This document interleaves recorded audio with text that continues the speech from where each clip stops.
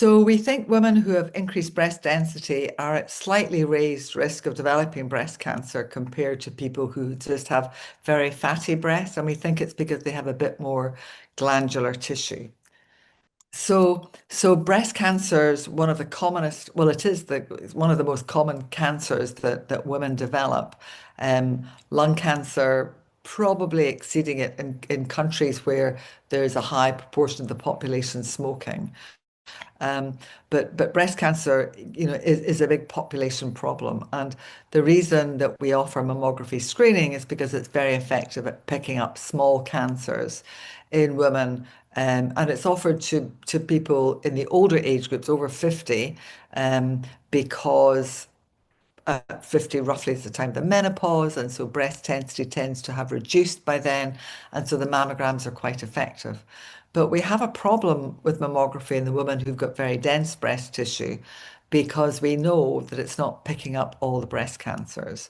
And so this is why we think we should be doing supplemental techniques. And in a number of countries, they offer ultrasound imaging as well as mammography to women where they know they've got dense breast tissue. And that's to about 40% of the population in that postmenopausal age group.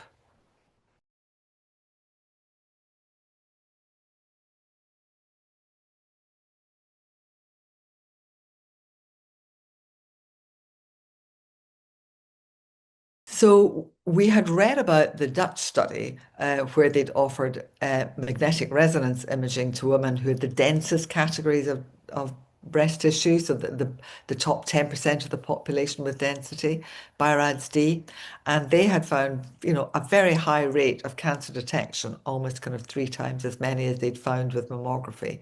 So what we wanted to do was compare a faster version, a short MRI examination and compare that with contrast mammography, which is a relatively new technique where you inject iodine into the bloodstream and then take the mammogram.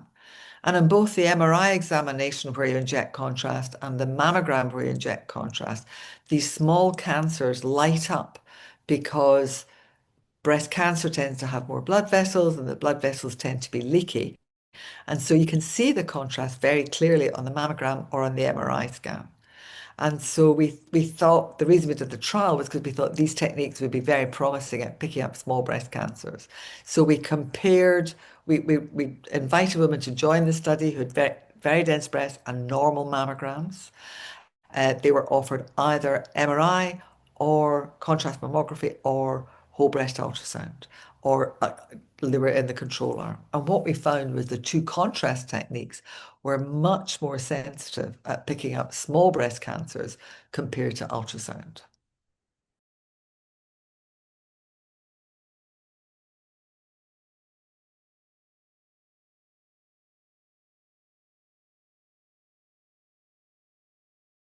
Well, at the moment, ultrasound is very widely used, and we think perhaps that people should be considering contrast techniques instead. And there's certainly big trials going on in America, the CMIS study, where they're looking at contrast mammography in people with dense breast tissue. And so it's certainly one of the things we wish to consider in the UK is moving to a contrast examination rather than, because at the moment we don't offer ultrasound to women with dense breasts.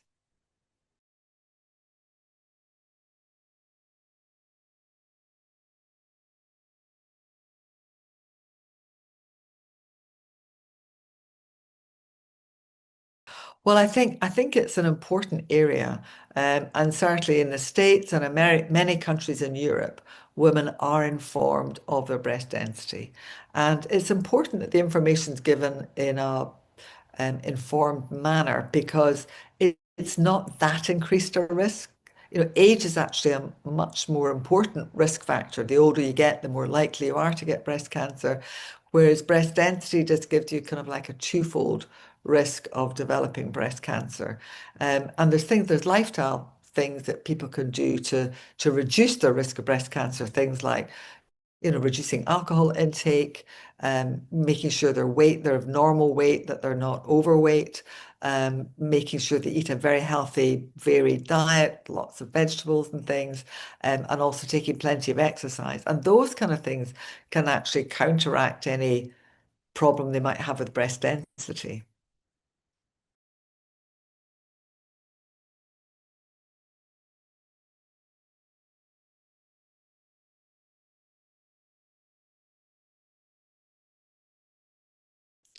No, I think I would very much advocate people should attend for screening, and that hopefully in the future we'll be able to take a risk stratified approach. So we'd actually be able to try and assess what somebody's risk is, an individualized approach where we can assess the risk of developing breast cancer using like online questionnaires and taking maybe a smear of from the inside of the cheek.